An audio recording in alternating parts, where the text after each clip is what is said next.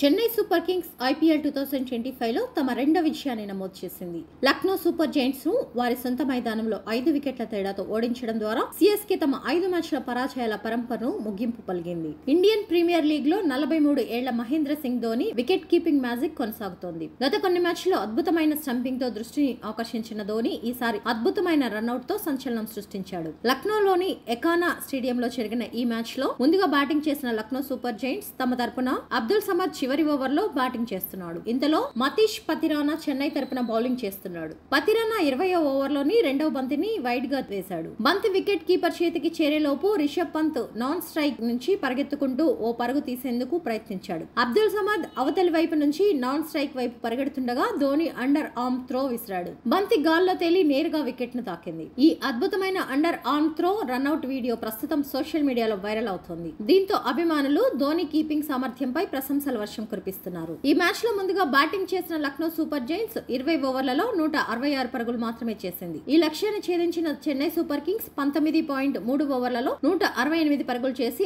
5 వికెట్ల తేడాతో విజయం సాధించింది.